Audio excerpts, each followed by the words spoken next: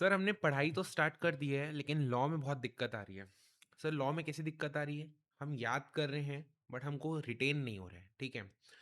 हम समझ जरूर जा रहे हैं लेकिन जब क्वेश्चन करने की बारी आ रही है, लिखने की बारी आ रही है, तब हमारा दिमाग हो जा रहा है फ्रीज। ठीक है, अगर यही दिक्कत आपके साथ है तो ये वीडियो को आप कंटिन्यू कर सकते हो, देख सकते हो। मेरा पर्पस इस वीडियो को बनाने का क्या है कि सर लॉ को पढ़ना कैसे है। सर आप तो मैथ्स के स्टूडेंट, मैथ्स मैथ्स के टीचर हो। हाँ, मैं मैथ्स का टीचर हूँ but I was once a maths law का स्टूडेंट। Yes sir. इंटर में I was once a law का student as well as audit का student. I was once a audit का student in final also and law also. ठीक है, तो theory subjects को equally applicable है। ये जो मैं आपको टेक्निक्स बता रही हूँ, जो ट्रिक्स बताने वाला हूँ ना आगे जाके, these are equally applicable in your all theory subjects. ठीक है, ऑल थ्योरी सब्जेक्ट जहाँ पे आपको सब्जेक्टिवली आंसर करना होता है। ठीक है सर। सर आप ना बिना किसी टाइम का वेस्ट किए ना एकदम स्ट्रेट अवे जंप करो, हमको बताओ। बता देते हैं बिल्कुल। पहले देखो रिकॉर्डिंग हो रही है एंड वॉइस आ रही है। Yes sir. देखो, स्टेप बाय स्टेप समझना मेरी बात को। एंड में अपन क्रक्स भी लेंगे। 5 मिनट का बस पेशेंट लेना, 5 से 10 मिनट आपका लूंगा एंड आपको सब चीजें क्लियर कर दूंगा। सर जब हम पढ़ते हैं, फर्स्ट स्टेप क्या रहता है? सो फर्स्ट स्टेप क्या है? फर्स्ट स्टेप हमारा रहता है कि टॉपिक की अंडरस्टैंडिंग लेना। कोई भी टीचर से पढ़ रहे हो, आप यूट्यूब में पढ़ रहे हो, चाहे आपका कोई एक फैकल्टी है जिसका आपने लेक्चर्स ले रखा हो, आप पढ़ रहे हो, वीडियो देख रहे हो, फर्स्ट अंडरस्टैंडिंग होनी चाहिए। पहला स्टेप क्या होना चाहिए? अंडरस्टैंडिंग। ठीक है, पहला स्टेप क्या होना चाहिए? अंडरस्टैंडिंग। सर यहीं पे हम लोग गड़बड़ करना चालू कर देते हैं। क्या गड़बड़ करना? अंडरस्टैंडिंग के साथ साथ हमको याद करने की चीजें अपन ट्राई करते हैं, याद करने का ट्राई करते हैं। इसको नहीं करना है। सर इसको क्यों नहीं करना है? मेरे को एक बात बताओ, लॉ का सब्जेक्ट आपके लिए नया है? यस सर नया है। टॉपिक्स नए हैं? नए हैं। तो आपको हर एक चीज, जो हमारा दिमाग कैसे प्रोसेस करता है, हमारा जो ब्रेन है ना, ये देखो कहाँ गया, हमारा ब्रेन कैसे प्रोसेस करता है, हर न्यू चीज जो भी आती है इसके पास, जो भी नई चीज आती है, इसको लगता है इंपॉर्टेंट है, तो ये सबको याद करने का ट्राई करते हैं। और सबको याद करने के चक्कर में कुछ भी याद नहीं कर पाते। क्या बोला, वापस से सुना। हमारा जो ब्रेन है वो कैसे फंक्शन करता है, कोई भी नई इंफॉर्मेशन आप उसको दोगे, उसको लगता है कि यार ये एग्जाम में आ सकता है, तो सब चीज को वो बोलेगा कि ये इंपॉर्टेंट है, इंपॉर्टेंट है, इंपॉर्टेंट इंपॉर्टेंट। बट हमको पता है ना वो इंपॉर्टेंट नहीं है। ठीक है, तो हर नई इंफॉर्मेशन को ब्रेन याद करने की कोशिश करना है, जो कि नहीं करना है। इसीलिए फर्स्ट स्टेप में हमको याद करने की प्रायोरिटी नहीं होनी चाहिए। ऑटोमेटिकली याद हो जा रहा है तो well and good, but priority याद करना नहीं होना चाहिए। प्रायोरिटी क्या होना चाहिए? अंडरस्टैंडिंग, कीवर्ड्स की अंडरस्टैंडिंग, टॉपिक्स की अंडरस्टैंडिंग, आपके कंसेप्ट की अंडरस्टैंडिंग। ठीक है, कुछ ऐसा वर्ड आ रहा है जो आपको समझ नहीं आ रहा है, उसकी अंडरस्टैंडिंग। ठीक है, तो पहला स्टेप क्या हो गया आपका? अंडरस्टैंडिंग वाला पार्ट। इसको स्किप नहीं करना है, ये बहुत बहुत बहुत क्रूशियल है, एक बेस बनाने में आपका काम आता है। ठीक है सर, पहला स्टेप था अंडरस्टैंडिंग। तो सेकेंड स्टेप क्या होना चाहिए? सेकेंड स्टेप होना चाहिए, आप जब आपका लेक्चर खत्म हो गया, आपने समझ लिया, वीडियो देख लिया, या आपका किसी के क्लासेस देख लिए, उसके बाद आप बुक उठाओ, एक फर्स्ट रीडिंग, फर्स्ट रीडिंग खुद से हैबिट डालो। जस्ट अ सेकेंड ना, चार्जिंग लैपटॉप का। हम्म, फर्स्ट रीडिंग जब आप करोगे, बुक उठा के एक बार रीड करो, एक बार खुद से रीड करो, क्योंकि टीचर ने आपको रीड कराया है बट आपके खुद से एक बार रीडिंग जरूरी है, एफर्ट डालना जरूरी है। फर्स्ट रीडिंग हो गई, डन। अब जब आप सेकेंड रीडिंग में आते हो, अब आपको चालू करना है क्या? नोट्स बनाना। ठीक है, make your own notes on second reading. क्योंकि फर्स्ट रीडिंग में मैंने क्या बोला आपको? फर्स्ट रीडिंग में ब्रेन को क्या लगता है? सब इंपॉर्टेंट है। ब्रेन को लगता है सब इंपॉर्टेंट है, लेकिन सब इंपॉर्टेंट नहीं होता है। सर आपने एक चीज और बोली, make your own notes. Sir खुद के नोट्स बनाने में क्या फायदा है? अच्छे अच्छे फैकल्टीज के नोट्स हैं हमारे पास, बढ़िया फ्लो चार्ट्स बने हुए हैं, सब चीज हमारे पास हाथों में परोसी हुई है। एक बात बोलूं, टीचर ने तो एफर्ट डाल दिया, बट आपके एंड से जब तक एफर्ट नहीं होगा ना, आपको रिटेंशन पावर हो जाएगा जीरो। समझ रहे हो मेरी बात? अगर आपने अभी प्रिपरेशन स्टार्ट की है, आपके पास टाइम नहीं है, हाँ भाई 15 दिन में एग्जाम है, कोई भी नोट रेफर करो, एनीवेज पास होने आपको। बट आपके पास अगर टाइम है, तो ये जो मैं आपको प्रोसेस बता रहा हूँ, क्या सर सीए फाउंडेशन के लॉ के लिए एप्लीकेबल है क्या? थ्रू आउट द आपकी सीए की जर्नी के लिए एप्लीकेबल है। और अगर आपने ये चीज अभी से प्रैक्टिस डाल दी ना, आई कैन बेट यू। देखो मैं आपको बताता हूँ, मेरे ऑडिट में, मेरे लॉ में कितने मार्क्स थे फाउंडेशन में? 83 या 82 समथिंग मार्क्स थे। इंटर में ऑडिट में मैंने एक गड़बड़ की थी, तब मेरे 46 मार्क्स थे। एंड सिमिलरली ऑडिट फाइनल में मेरे कितने थे? 64। आप समझ रहे हो, ऑडिट में एग्जामिशन स्कोर करना is a very big task. And ये मैंने क्यों पॉसिबल हुआ 46 से 64 में, क्यों पॉसिबल हुआ? क्योंकि मैंने ये सब मेथड्स फॉलो किए थे, ठीक है, जो मैं आपके साथ शेयर कर रहा हूँ। मैं ऐसी कोई भी बात नहीं कर रहा हूँ जो कि मैंने फॉलो नहीं किया। सर क्या प्रूफ है आपने फॉलो किए? आता हूँ मैं उस पर, वो भी आपको प्रूफ भी दिखाता हूँ मैं, ठीक है। जब आप नोट्स बनाते हो ना आप करते हो एक्टिव लर्निंग। एक्टिव लर्निंग का मतलब क्या? आप थॉट देते हो कि क्या इंपॉर्टेंट है, क्या क्या कीवर्ड्स नोट करूं। जब आप लिख रहे हो तो आपका ब्रेन दो तरीके से प्रोसेस कर रहा है, एक तो दिमाग में जा भी रहा है, दूसरा आप लिख भी रहे हो, तो डबल एक्टिव हो जा रहे हो आप, डबल तरीके से, ठीक है सर। सर नोट्स कैसे बनाने हैं, एक तो आप इस पे भी हमको हिंट दो। सर नोट्स कैसे बनाने हैं? देखो, आपको कीवर्ड्स को पकड़ना है, ठीक है, आपको फ्लो चार्ट्स बनाने हैं, ठीक है, आपको अपने मन से डायग्राम्स बनाने हैं। सर ये क्या बोल रहे हो, ये तो हवा हवा में बात कर रहे हो आप। कोई बात नहीं, मैं एक चैप्टर का नोट्स आपको बना के दिखाऊंगा इस एंड ऑफ वीडियो तक, ठीक है। एक चैप्टर के आपको नोट्स भी बनवा के दिखाऊंगा, ठीक है। हमारा मेन फोकस क्या होना चाहिए? मेन फोकस क्या होना चाहिए? रिकॉलिंग। मेन फोकस होना चाहिए रिकॉलिंग। सर याद तो सब करते हैं, रिमेंबर तो सब करते हैं, रिवाइज तो सब करते हैं, बट हम लोग रिवाइज कैसे करते हैं? रिवाइज कैसे करते हैं? सपोज ये बुक है, ये बुक है, बुक उठाया, हाँ यार ऐसे था ऐसे था ऐसे था, ऐसे अपन रिवाइज करते हैं।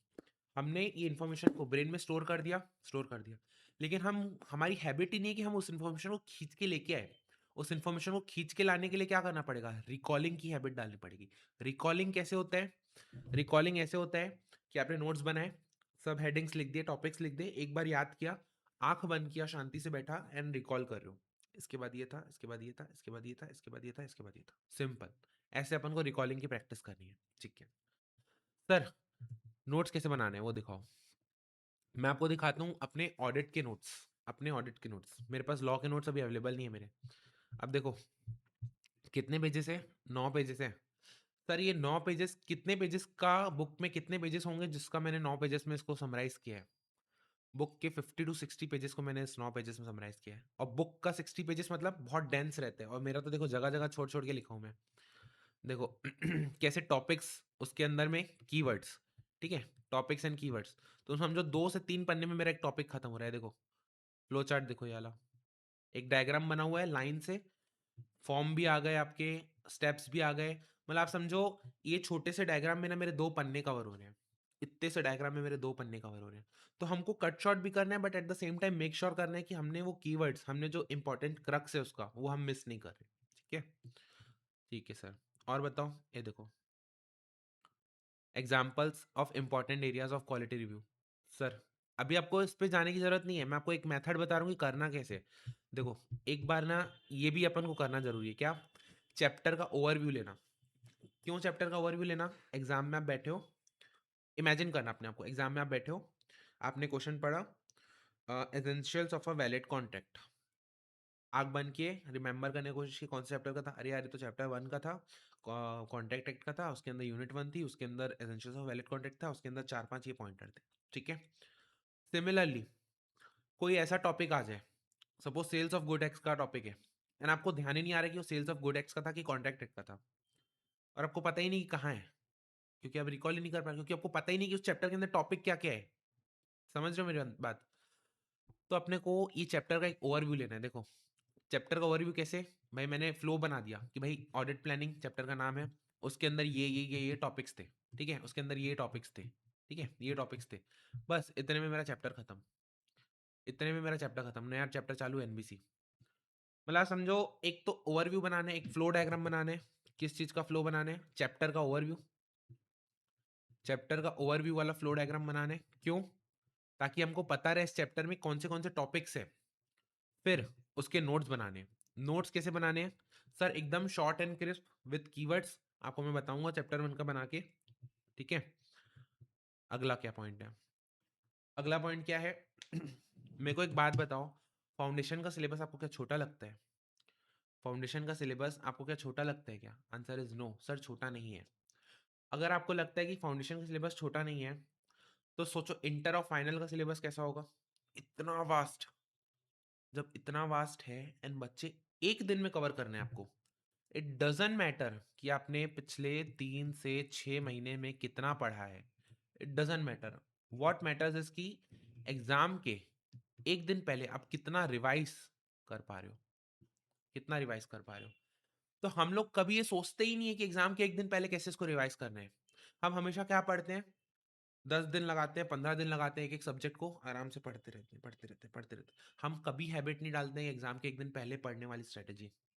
तो सर हमको अपने नोट्स क्यों बनाने हैं, हमको अपने नोट्स इसीलिए बनाने हैं ताकि ये जो 300-400 पन्नों का जो बुक है आपका, वो विद इन 40-50 पेजेस के अंदर समराइज हो जाए, आप उसको देख लो और आपका सब कुछ रिवाइज हो जाए, इंपॉर्टेंट चीजें भी कवर हो जाए। मेरी बात समझ रहे हो, इसीलिए आपको नोट्स बनाने हैं। ठीक है, अब अपने आप को इमेजिन करो, एग्जाम का एक दिन पहले है, आपके पास सिर्फ 24 घंटे हैं। अब आप बुक उठा रहे हो, टीचर के स्टडी मटेरियल उठा रहे हो, आप कंफ्यूज हो रहे हो, आप पागल हो रहे हो कि क्या पढ़ के क्या पढ़ूं। समझ रहे हो मेरी बात। उस दिन की प्लानिंग हमको आज से करके चलनी है। क्या बोला, डे 0, एग्जाम के एक दिन पहले वाली तैयारी आज के दिन करके हुए चलनी है। ठीक है, सिलेबस वास्ट नहीं है, syllabus is not vast. Sir syllabus is not vast, इतना बड़ा सिलेबस है, समझो मेरी बात। अगर आप इसको वास्ट बोलोगे तो इंटर और फाइनल को तो मौत हो जाएगी। दिक्कत कहाँ आती है, we fail to we fail to summarize. जितना चीजों को समराइज करोगे ना, जितना चीजों को समराइज करते चलोगे, कट शॉर्ट करते हो, कचरे को हटाते हुए चलोगे, इंपॉर्टेंट पॉइंट को लेते हुए चलोगे, उतना आपके लिए आगे वो चीज हेल्प करेगी। ठीक है, अगर आपको लगता है कि यार देखो मैंने आपको क्या बताया, 2-3 चीजें बताई। एक तो नोट्स खुद के बनाने हैं, वो भी कब, इनिशियल फेज में नहीं, फर्स्ट या सेकेंड डिवीजन में। सेकेंड चीज क्या, रिवाइज नहीं करना है, रिकॉल करने की प्रैक्टिस करनी है। सेकेंड चीज ये। थर्ड चीज क्या, नोट्स जब आप बनाते हो, आपको ऐसे सोच के बनाना है कि एग्जाम के एक दिन पहले सिर्फ मैं इसको पढ़ के जाऊंगा एंड देन मेरा सब हो जाएगा कवर। ठीक है, अब देखो मैं आपको एक चीज दिखाता हूँ। देखो मैं आपको ना लेके चलता हूँ, मैं आपको नोट्स भी बना के दिखाता हूँ कैसे बनाते हैं। BOS।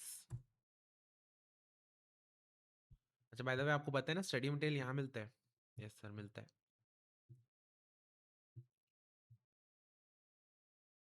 सर आप ही क्यों नहीं नोट्स बना के दे देते हो, मैं क्यों बना के दूँ। आपके पास ऑलरेडी इतने सारे टीचर्स के नोट्स अवेलेबल है, यूट्यूब पे बोल लो, परचेस करके बोल लो, आपने जिनसे लेक्चर लिया उनका बोल लो, लेकिन क्या सर वो उतना इफेक्टिव होगा जितना आपके खुद के बनाए हुए नोट्स हैं। जहाँ जिस चीज में एफर्ट ज्यादा लगता है ना, उस चीज में रिजल्ट भी ज्यादा मिलता है। टॉपर्स कभी किसी के नोट्स रेफर रेफर करते हैं, बट वो खुद के नोट्स बनाते हैं, वो कभी किसी और के नोट्स पे रिलाय नहीं करते हैं। समझ रहे हो मेरी बात। देखो सपोज चैप्टर 2 अपना कौन सा है, इंडियन कॉन्ट्रैक्ट एक्ट, पहला पार्ट है नेचर ऑफ कॉन्ट्रैक्ट। स्टेप 1 क्या होना चाहिए, स्टेप 1 होना चाहिए ये सारे टॉपिक का नाम लिखना, जो जो इंपॉर्टेंट टॉपिक है ना उसका नाम लिखना। फ्लो चार्ट बनाना, जैसे ये फ्लो चार्ट आपको बना के दिया है ना, आप खुद से बनाओ, हो सकता है इसके अंदर 2 टॉपिक और आए जो इसने छोड़ रखा हो बट आपको याद रखने हो। ठीक है, जैसे कॉन्ट्रैक्ट लिखा, as an elements of contract, essentials of a valid contract, types of contract, type of contract के अंदर एक और फ्लो चार्ट बनाओ, कितने type of, based on the basis of this, on the basis of this, on the basis of के अंदर फिर सब हेडिंग्स जो है वो बनाओ। देखो पहला स्टेप क्या हो गया, पहला स्टेप हो गया आपका, आपने फ्लो चार्ट बनाया। फ्लो चार्ट किस स्टेप से बनाया, पहले तो आपने लिखा contract act. Sir the contract act कौन सा था, 19 1872, 1872। ठीक है, उसके अंदर सर ये चीज़ हो ना मिस मत करना, नाम जो है ना उसका क्या बोलते हैं, मैं लॉ का टीचर नहीं हूँ इसलिए मैं आपको, हो सकता है मैं टेक्निकली थोड़ी चीज़ें मिस कर दूँ, बट मैं आपको बता रहा हूँ, मैं आपको नोट्स नहीं दे रहा हूँ, मैं आपको बता रहा हूँ कि नोट्स बनाने कैसे हैं। ठीक है, the Indian contract act, act का नाम ना एकदम क्रिस्प, मतलब क्या बोलना चाहिए, एकदम फिक्स होना चाहिए आपके दिमाग में कि यार मिस्टेक नहीं होना चाहिए, द है तो द ही लगना चाहिए, द को अ नहीं करना है। ठीक है, क्लियर, विथ ईयर याद होना चाहिए आपको। ठीक है, अब देखो अपन आगे बढ़ते हैं, इसको आप रीड करोगे तो आपको समझ में आएगा कि बेस बना रहा है, कुछ इंपॉर्टेंट नहीं है। ठीक है, अच्छा कॉन्ट्रैक्ट क्या होता है, बहुत बढ़िया, जरूरी है, बहुत बढ़िया, ड्यूटीज एंड राइट्स होती हैं, बहुत बढ़िया। ये यहाँ तक था एक बार रीडिंग के लिए, आपकी अंडरस्टैंडिंग के लिए, बट उसके बाद सेकेंड टाइम इसमें जाएंगे क्या, टोटल स्किप, क्रॉस। पहला पार्ट व्हाट इज कॉन्ट्रैक्ट, ठीक है, व्हाट इज कॉन्ट्रैक्ट, पहले तो अपन ने ये लिख दिया, ठीक है, ये फ्लो चार्ट बना रहा हूँ, अभी नोट्स नहीं बनवा रहा हूँ, ठीक है, डेफिनेशन हो गई, फिर दो चार डेफिनेशन हो गई, ओके आगे बढ़े, difference between contract, essentials of a valid contract 1.2, यानी कि फर्स्ट पार्ट का ही सब हेडिंग है, ये देखो, इसमें अपन ने बना लिया essentials of a valid contract. Sir आप अलग अलग कलर यूज करना, आप अलग अलग डेकोरेशन यूज करना ताकि आपको आसानी हो, essentials of a valid contract, ठीक है, इन्हीं चीज़ों को इन्हीं चीज़ों को ये विस्तार में बताया है विथ एग्जाम्पल्स। तो हमको एक बात बताओ, एग्जाम के पहले हम इतना बड़ा पढ़ेंगे क्या? Essentials of a valid contract यहाँ से लेकर आपका कहाँ गया, यहाँ तक, इतना लंबा पढ़ेंगे क्या? जो नोट्स बनाएंगे ना उसमें कीवर्ड यूज करेंगे ना, इतने से पार्ट में वो चीज़ कवर हो जाएगी, इतने से पार्ट, उसको रिवाइज करके आगे बढ़ जाएंगे। तो इतना बड़ा पन्ने का अपना देखो 9th पेज में आए अपन, और सिर्फ एक टॉपिक मिला है ढंग का, एक डेफिनेशंस और एक आपका essentials of a valid contract, तो 9 पेजेस को आपने एक पेज में समराइज कर दिया। यही ट्रिक होती है पढ़ने की, ठीक है, जो बच्चे मिस कर जाते हैं। अब not expressly declare to be void, suppose ये आपका एक पॉइंट है एसेंशियल्स ऑफ वैलिड कॉन्ट्रैक्ट में, एग्जामिनर क्या देखता है, एग्जामिनर एक एक आंसर अंदर का पढ़ेगा नहीं, एग्जामिनर के पास इतना समय भी नहीं है, एग्जामिनर देखेगा essentials of valid contract 5 point आ रहे हैं, आपने 5 पॉइंट लिखे हैं कि नहीं, हाँ आपने 5 पॉइंट लिखे, अंदर का आप कुछ भी लिख लो, कुछ भी इन द सेंस कि आप ओन वर्ड्स में लिखो ना, भाई अंडरस्टैंडिंग तो ले लिया आपने, अब आप उसको ओन वर्ड्स में लिखो, ठीक है, essentials of a valid contract. अगला क्या है 1.3, इसी का सब हेडिंग है, टाइप्स ऑफ कॉन्ट्रैक्ट, इधर लिख दो टाइप्स ऑफ कॉन्ट्रैक्ट। अभी क्या बता रहा हूँ मैं, फ्लो चार्ट बता रहा हूँ, अभी मैं नोट्स नहीं बनवा रहा हूँ। टाइप्स ऑफ कॉन्ट्रैक्ट, ठीक है, on the basis of validity, on the basis of this, on the basis of this, validity के बेसिस पे दो चार कॉन्ट्रैक्ट जो भी नाम है ऐसे लिखते हुए चलो, ताकि जब आप रिवाइज करो ना चैप्टर को, तो सबसे पहले कंटेंट में नहीं आके फ्लो पे याद है, अच्छा चैप्टर के अंदर चार तो हेडिंग थे, चार हेडिंग थे, एक हेडिंग के अंदर ये 4 पॉइंट थे, इस हेडिंग के अंदर ये 2 पॉइंट थे, ऐसे करते हुए अपने को चलना है, ठीक है, ठीक है सर। सर अगर मैं फास्ट हो रहा हूँ तो आप मेरे को बताइएगा। देखो on the basis of formation of contract, ठीक है, again on the basis of performance of contract, लिखो ना इसको, यहाँ लिखो, लिखते जाओ, ठीक है, ये पार्ट हुआ, प्रपोजल या फिर ऑफर, इसका थर्ड पार्ट, प्रपोजल या फिर ऑफर, ये क्या होता है, ठीक है, लिख दिया अपन ने, एसेंशियल्स ऑफ अ प्रपोजल, इसके अंदर टॉपिक है एसेंशियल्स ऑफ अ प्रपोजल, जैसे कॉन्ट्रैक्ट का एसेंशियल था वैसे ही प्रपोजल का एसेंशियल, ठीक है,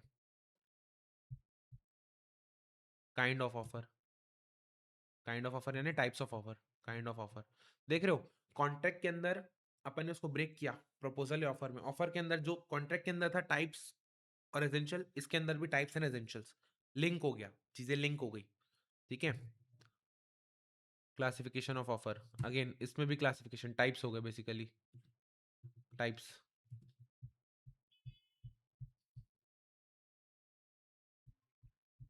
देखो वापस से वही एसेंशियल्स ऑफ अ वैलिड,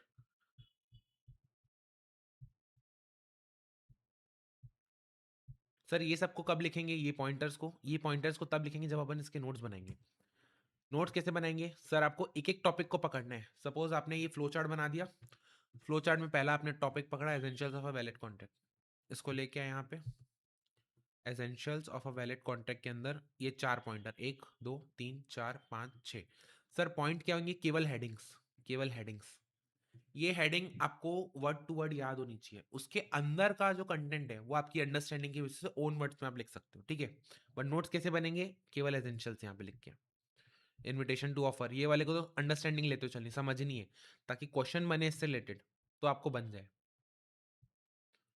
देखो, can be made by words, can be made by conduct, words वाले कैसे रिटर्न भी हो सकते हैं, ओरल भी हो सकते हैं, तो कल को जाके अगर कोई बोले कि किसी ने ओरल ऑफर किया है, ओरली ऑफर किया है, तो क्या वो वैलिड होगा क्या, हाँ वैलिड होगा, सिमिलरली एक्सेप्टेंस के ऊपर, तो आप एक बेसिक समझ रहे हो, मैं आपको लॉ नहीं पढ़ा रहा हूँ, मैं आपको बस बता रहा हूँ कि नोट्स कैसे बनाने हैं आपको, कितने शॉर्ट, जितने शॉर्ट हो सके उतने शॉर्ट बनाने हैं आपको, और जहां पे आपको लगता है कि यार ये तो बड़ा पैराग्राफ है, इसके अंदर पॉइंटर्स नहीं है, अगर पैराग्राफ के अंदर पॉइंटर्स नहीं है तो उसको पॉइंट, उस पैराग्राफ को एक समराइज कर लो, कैसे समराइज कर लो, ये देखो, यहाँ पे बहुत बड़े बड़े पैराग्राफ दिए हुए थे, तो मैंने इसको कैसे समराइज किया,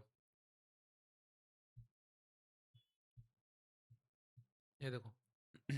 बहुत बड़ा पैराग्राफ था, 2 पन्ने का। उसको मैंने कैसे समराइज़ किया? बस, मतलब मैं बोलता हूँ अगर आपने इतना याद कर लिया, आपको 1 साल, 1.5 साल तक आपको ये भुलाएगा नहीं। इतना अच्छे से आप बना लोगे इस चीज़ को, ठीक है? और क किसी भी पार्ट में नोट टेकिंग में दिक्कत आ रही है, मेरे को अप्रोच करो, मुझसे पूछ लो भले, बताने में क्या है उसमें, ठीक है? ठीक है। अब देखो मैंने भी कैसे किया था, टॉपिक्स का पहले तो वो बना लिया था, ओवरव्यू बना लिया था कि भाई इस एनबीसी के अंदर क्या-क्या टॉपिक्स है। बस यही टॉपिक है ना, इसके बाहर तो नहीं जाएगा ना? नहीं, बस इतना ही है। ये करने का फ़ायदा क्या है? एक चीज़ और, 1 मिनट और लूँगा आपका। आप कौन से शहर में हो? सपोज़ आप मुंबई में हो, दिल्ली में हो। आपने शहर घूम रखा है, आपको कहीं भी छोड़ दूँगा मैं, तो आप वापस आ जाओगे घर तक? Yes sir. अब आपको नए शहर ले जाता हूँ, सपोज़ लंदन ले जाता हूँ मैं आपको। लंदन में कहीं आपको छोड़ दिया, एक लोकेशन से दूसरे लोकेशन, बिना गूगल मैप के, बिना किसी से पूछे आप घर नहीं आ पाओगे। मानते हो कि नहीं? Yes sir. तो जभी भी चीज़ में जिस भी चीज़ में हम कंफर्टेबल है, हमको दिखी हुई है वो चीज़ें, यार 4 तो रास्ते हैं, इसमें से कहीं न कहीं तो निकल जाएगा। हम कहीं न कहीं पहुँच जाते हैं। सिमिलरली चैप्टर्स, 10 तो टॉपिक है, इसी में से ही कुछ होगा। बन जाएगा, याद कर लेंगे। जब हमको पता ही नहीं और कितने टॉपिक्स है, यार पढ़े जा रहा हूँ, कवर ही नहीं हो रहा है, कवर ही नहीं हो रहा है, और नए-नए टॉपिक आ जा रहे हैं, तब होती है एंग्ज़ायटी। तब आप घबरा जाते हो, ठीक है? तो अपन को वो चीज़ नहीं करनी है। हमको पहले फ्लो बनाना है, उसके बाद वन बाय वन उसकी नोट मेकिंग करनी है, छोटे-छोटे। अब नोट मेकिंग कैसे किया देखो, फोरेंसिक ऑडिट एक टॉपिक था।